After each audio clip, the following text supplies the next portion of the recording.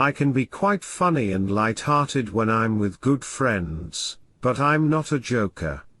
I tend to be quite serious.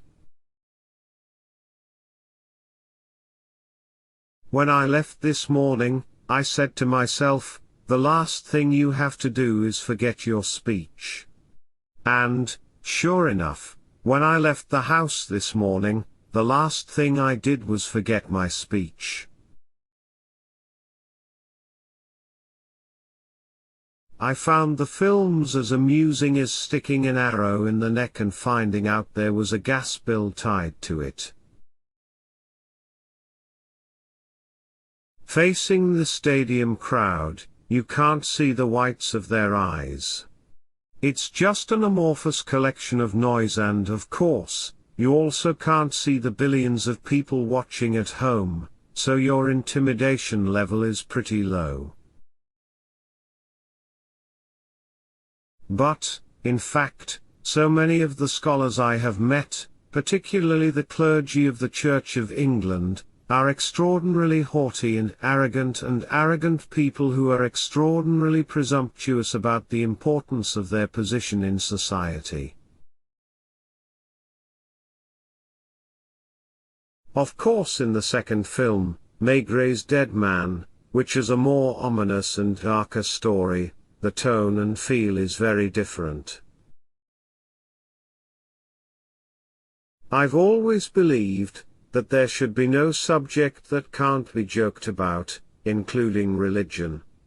Obviously, one is always constrained by contemporary mores and trends because, after all, what is sought above all else is an appreciative audience. I always thought Mr. Bean as a character is timeless, and I would prefer him to be remembered as a character mostly in their 30s and 40s. I consider myself more of a visual comedian than a physical one. Funny things don't tend to happen to me. I'm not a natural comic. I need to think about a lot of things before I can be funny.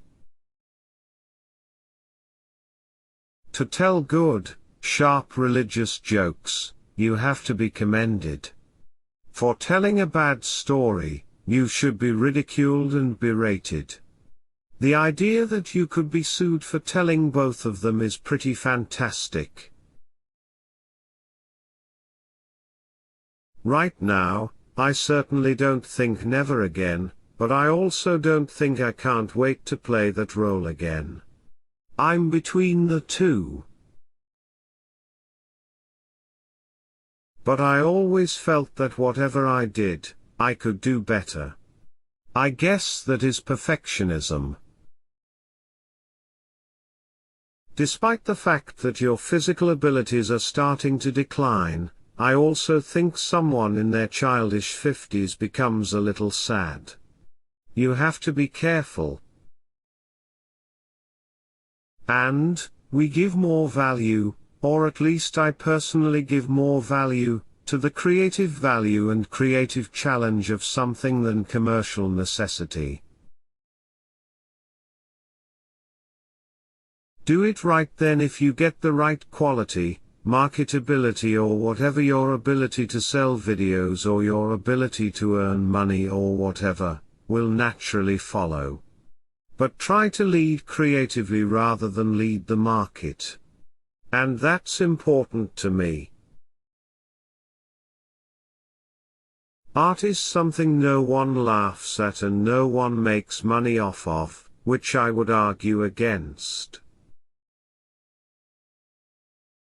A law that tries to say you can criticize and ridicule ideas as long as they are not religious ideas, is a very strange law.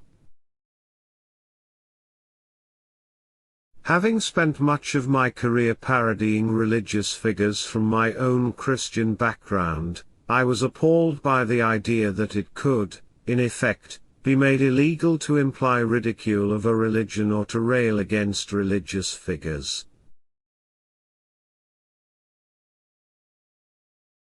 I enjoy racing historic cars from the 50s and 60s. My flower seeds were planted when I was about 12 years old and took over my mother's Morris Minor. I rode it around my dad's farm. But my favorite car is McLaren F1, which I have owned for 10 years.